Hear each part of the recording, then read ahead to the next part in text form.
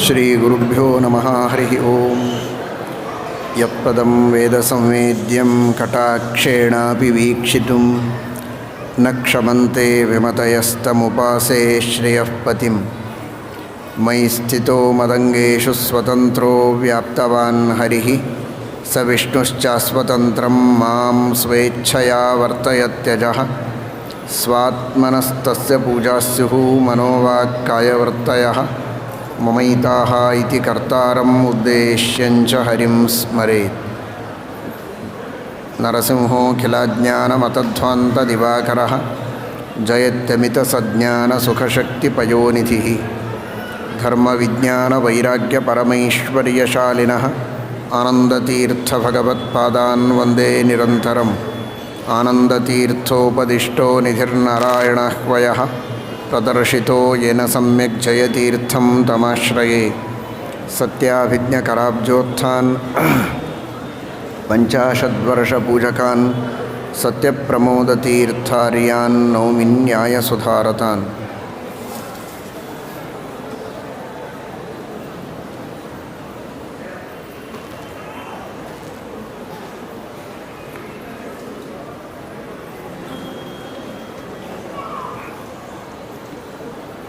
ನರಸಿಂಹದೇವರು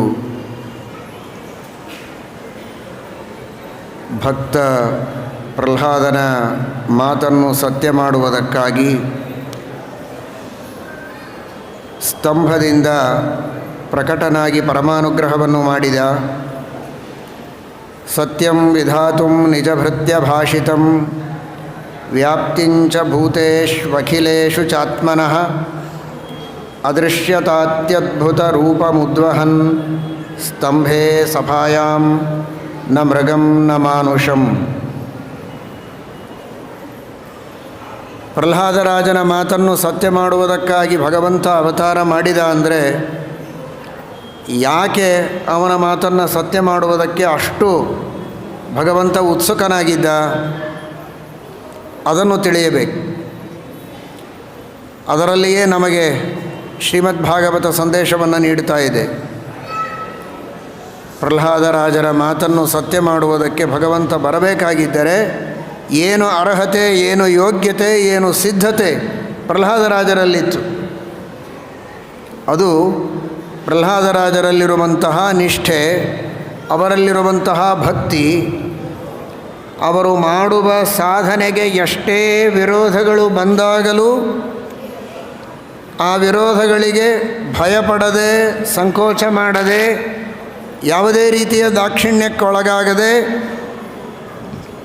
ಪ್ರೀತಿ ಮಮತೆಗಳು, ತಂದೆ ಗುರುಗಳು ಗೆಳೆಯರು, ಈ ಯಾವ ತರಹದ ಒತ್ತಡಕ್ಕೂ ಮಣಿಯದೆ ಭಗವಂತನಲ್ಲಿ ಭಕ್ತಿಯನ್ನು ಮಾಡುವ ಸ್ಥಿರವಾದ ನಿರ್ಧಾರವನ್ನು ಪ್ರಹ್ಲಾದರಾಜರು ಇಟ್ಟುಕೊಂಡ್ರಲ್ಲ, ಅದು ಭಗವಂತ ಅವರು ಆಡಿದ ಮಾತನ್ನು ಸತ್ಯ ಮಾಡಲೇಬೇಕು ಅಂತ ಪ್ರತ್ಯಕ್ಷವಾಗುವುದಕ್ಕೆ ಕಾರಣ.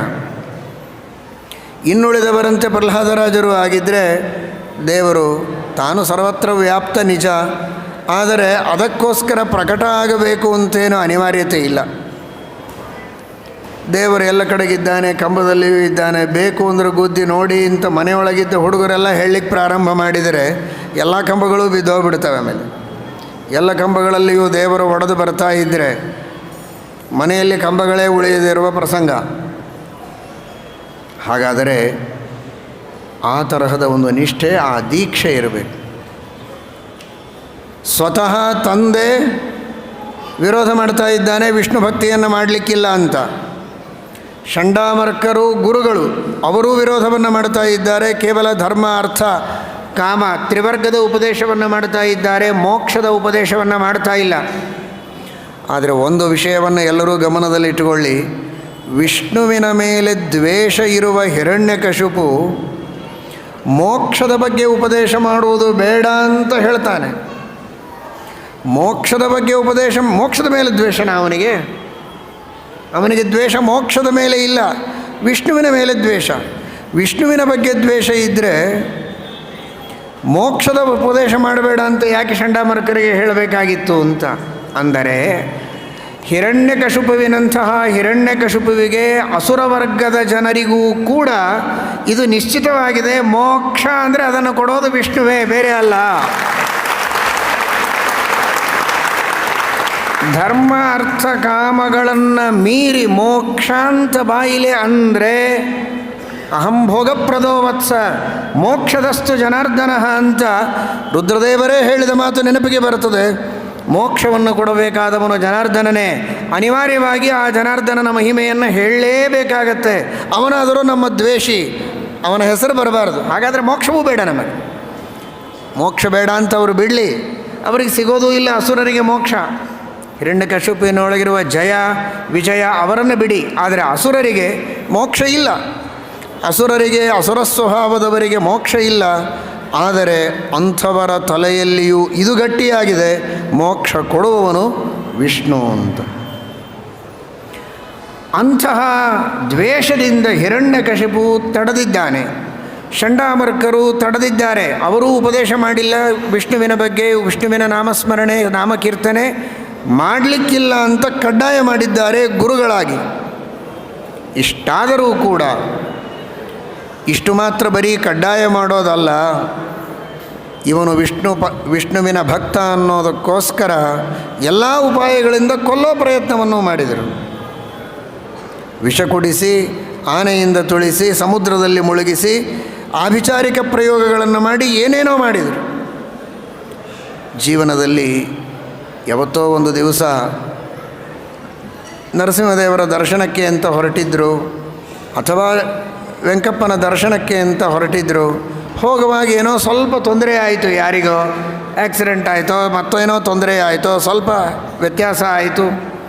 ಅಷ್ಟಕ್ಕೆ ಇಡೀ ಮನೆತನದವರೇ ವೆಂಕಪ್ಪನ ದರ್ಶನನೇ ಬಿಟ್ಟುಬಿಡ್ತಾರೆ. ಯಾಕೆಂದರೆ ನಮ್ಮ ತಾತ ಮುತ್ತಾತರ ಕಾಲದಲ್ಲಿ ವೆಂಕಪ್ಪನ ದರ್ಶನಕ್ಕೆ ಹೋಗುವಾಗ ಒಬ್ಬರು ಸ್ವಲ್ಪ ಕಾಲು ಜಾರಿ ಬಿದ್ದುಬಿಟ್ರು, ನಮಗೆ ಯಾಕೋ ಅದು ಆಗಿ ಬಂದಿಲ್ಲ, ಅದಕ್ಕೋಸ್ಕರ ಬಿಟ್ಟುಬಿಟ್ಟೀವಿ ಅಂತ. ನೀವು ಆಫೀಸಿಗೆ ಹೋಗುವಾಗ ಎಷ್ಟು ಸಲ ಬಿದ್ದಿಲ್ಲ, ಎಷ್ಟು ಸಲ ಕಾರು ಮುಳ್ಕೊಂಡಿಲ್ಲ, ಬಿಟ್ಟಿದ್ದೀರಾ ನಮ್ಮ ಮನೆತನಕ್ಕಾಗಿ ಬಂದಿಲ್ಲ ಅಂತ. ಊಟ ಮಾಡೋ ಮುಂದೆ ಎಷ್ಟು ಜನ ಸತ್ತಿಲ್ಲ, ನಮ್ಮ ಮನೆತನಕ್ಕಾಗಿಲ್ಲ ಅಂತ ಯಾರು ಊಟ ಬಿಟ್ಟಿದ್ದಾರೆ? ವೆಂಕಪ್ಪಗೆ ಮಾತ್ರ ಅದು ಬಂತ, ನರಸಿಂಹದೇವರಿಗೆ ಮಾತ್ರ ಅದು ಬಂತ? ಹಾಗಾದರೆ ಈ ತರಹದ ಸಣ್ಣ ಪುಟ್ಟ ವಿಘ್ನಗಳೇ ಅಲ್ಲ ಅವು. ವಿಘ್ನಗಳು ಅಂತ ಅಂದರೆ ಸಾಕು, ಬೇಡ ನಮಗೆ ದೇವರ ಸಹವಾಸ ಅಂತ ಬಿಡುವವರ ಮಾತನ್ನು ಸತ್ಯ ಮಾಡಲಿಕ್ಕೆ ಯಾಕೆ ದೇವರು ಬರಬೇಕು? ಬರೋದೇ ಇಲ್ಲ. ಕೊಂದರು, ವಿಷ ಹಾಕಿದರೂ, ಕಲ್ಲು ಕಟ್ಟಿ ಸಮುದ್ರದೊಳಗೆ ಎಸೆದರೂ ಅಡ್ಡಿ ಇಲ್ಲ. ನಾನು ವಿಷ್ಣುವಿನ ನಾಮಸ್ಮರಣೆಯನ್ನು ಬಿಡೋದಿಲ್ಲ, ವಿಷ್ಣುವೇ ಸರ್ವೋತ್ತಮ ಅನ್ನುವ ದೃಢವಾದ ನಿರ್ಧಾರವನ್ನು ಇಟ್ಟುಕೊಂಡು ಪ್ರಹ್ಲಾದರಾಜರಂತೆ ಯಾರು ಗಟ್ಟಿಯಾದ ದೀಕ್ಷೆಯಿಂದ ನಿಲ್ತಾರೋ, ಅದನ್ನೇ ಜೀವನದಲ್ಲಿ ತಪಸ್ಸು ಅಂತ ಆಚರಣೆ ಮಾಡ್ತಾರೋ, ಅಂಥವರ ಮಾತನ್ನು ಸತ್ಯ ಮಾಡುವುದಕ್ಕಾಗಿ ಇವತ್ತಿಗಾದರೂ ದೇವರ ಕಂಬದಿಂದ ಬರ್ತಾನೆ. ಸತ್ಯಂ ವಿಧಾತುಂ ನಿಜಭೃತ್ಯ ಭಾಷಿತಂ ವ್ಯಾಪ್ತಿಂಚ ಭೂತೇಷು ಅಖಿಲೇಶು ಚಾತ್ಮನಃ. ದೇವರು ಸರ್ವತ್ರ ವ್ಯಾಪ್ತನಾದವನು. ಋಷಭನಾಮಕ ಪರಮಾತ್ಮ ಯಾವುದನ್ನು ಉಪದೇಶ ಮಾಡಿದ, ಆ ಉಪದೇಶದ ಪರಿಪೂರ್ಣವಾದ ಫಲಿತಾಂಶವನ್ನು ಪ್ರಹ್ಲಾದರಾಜರ ಜೀವನದಲ್ಲಿ ನಾವು ಕಾಣ್ತೇವೆ. ಗುರುರ್ನ ಸಸ್ಯಾತ್ ಸ್ವಜನೋ ನ ಸಸ್ಯಾತ್ ಪಿತಾ ನ ಸಸ್ಯಾತ್ ಜನನೀನ ಸಸ್ಯಾತ್ ದೈವಂ ನ ತತ್ಸ್ಯಾತ್ ನ ಪತಿಶ್ಚ ಸಸ್ಯಾತ್ ನಮೋಚಯೇದ್ಯ ಸಮುಪೇತ ಮೃತ್ಯುಂ. ಯಾರು ಮೃತ್ಯುವಿನ ಮೋಚನೆಯನ್ನು ಮಾಡೋದಿಲ್ಲ, ಮೃತ್ಯುವಿನ ಮೋಚನೆ ಮಾಡುವ ಮೃತ್ಯುವಾದ ಆ ನರಸಿಂಹನ ಭಗವಂತನ ವಿಷ್ಣುವಿನ ಪಾರಮ್ಯವನ್ನು ತಿಳಿಸೋದಿಲ್ಲ, ಅದಕ್ಕೆ ಅನುಕೂಲ ಮಾಡಿಕೊಡೋದಿಲ್ಲ, ಅಂತಹ ತಂದೆ ತಾಯಿ ಗುರು ಯಾರೂ ಕೂಡ ನಿಜವಾದ ಅರ್ಥದಲ್ಲಿ ತಂದೆ ಅಲ್ಲ, ತಾಯಿ ಅಲ್ಲ, ಗುರು ಅಲ್ಲ, ಬಂಧು ಅಲ್ಲ ಎಂಬುದಾಗಿ ಪರಮಾತ್ಮನೇ ಹೇಳಿದ ಮಾತು. ಅದನ್ನು ನೆನಪಿನಲ್ಲಿಟ್ಟುಕೊಂಡ ಮಹಾನುಭಾವರು ಪ್ರಹ್ಲಾದರಾಜರು ಹಾಗೇ ವರ್ತನೆ ಮಾಡಿದ್ದಾರೆ.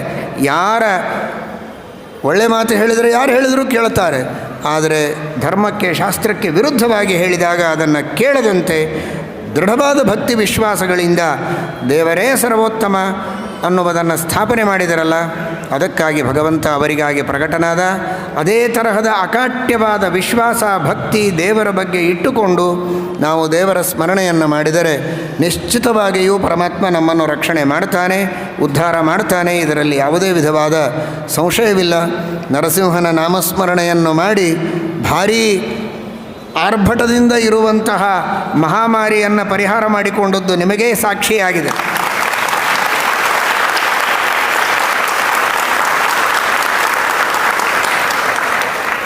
ಸ್ತಂಭದಿಂದ ಒಡೆದು ಅಂದು ತಾನು ಬಂದ ನರಸಿಂಹ ಎಲ್ಲರ ಮೈಯೊಳಗಿರುವ ನಾನಾ ವಿಧವಾದ ಬೇರೆ ಬೇರೆ ವಸ್ತುಗಳ ಮೇಲೆಲ್ಲ ಆವರಿಸಿಕೊಂಡಂತಹ ಆ ಮಹಾಮಾರಿಯನ್ನು, ಆ ವೈರಾಣುವನ್ನು ಸ್ತಂಭ ಒಡೆದು ಅದನ್ನೇ ಪರಮಾತ್ಮ ಹೊರಗೆ ಹಾಕಿದ, ಯಾವುದೂ ಉಳಿಯದಂತೆ ಎಲ್ಲರನ್ನೂ ರಕ್ಷಣೆ ಮಾಡಿದ್ದಾನೆ ಭಗವಂತ. ಇದು ಬಹಳ ಬಹಳ ಸಣ್ಣದು.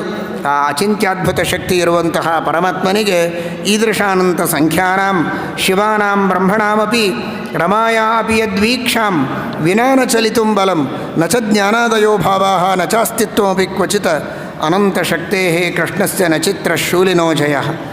ಅಂತಹ ಪರಮಾತ್ಮನಿಗೆ ಇದ್ಯಾವುದೂ ದೊಡ್ಡದಲ್ಲ.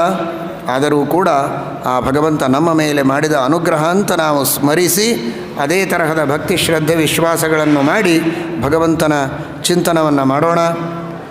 ನಮ್ಮ ನಿಮ್ಮೆಲ್ಲರ ಮೇಲೂ ಇಡೀ ದೇಶದೊಳಗಿರುವ ಸಕಲ ಸಜ್ಜನರಿಗೂ, ಜಗತ್ತಿನಲ್ಲಿರುವ ಎಲ್ಲ ಸಜ್ಜನರಿಗೂ ಭಗವದ್ಭಕ್ತರಿಗೂ ಕೂಡ ಭಗವಂತ ವಿಶೇಷವಾಗಿ ಜ್ಞಾನಭಕ್ತಿ ವೈರಾಗ್ಯಗಳನ್ನು ನೀಡಿ ಆಪತ್ತುಗಳನ್ನೆಲ್ಲ ಕಳೆದು ಪರಿಹಾರ ಮಾಡಿ ರಕ್ಷಣೆ ಮಾಡಲಿ. ಆಪತ್ತುಗಳನ್ನು ಕಳೆಯೋದಕ್ಕೆ ನರಸಿಂಹದೇವರ ಬಗ್ಗೆ ಹೇಳ್ತಾರೆ. ಅನೇಕ ತಪ್ಪು ವಿಚಾರಗಳನ್ನು ತಲೆಯಲ್ಲಿ ತುಂಬುವಂತಹ ಅನೇಕ ಜನ ಇರ್ತಾರೆ. ಕೆಟ್ಟ ಕೆಟ್ಟ ವಿಚಾರಗಳನ್ನು ತಲೆಯಲ್ಲಿ ತುಂಬುತ್ತಾರೆ. ಅನೇಕ ಪಾಪಗಳು ನಮ್ಮ ಈ ಜನ್ಮದ ಜನ್ಮಾಂತರಗಳಲ್ಲಿ ಮಾಡಿದ ಪಾಪಗಳು ದುರಿತಗಳು ನಮ್ಮ ಸುತ್ತಲೂ ಇರ್ತವೆ.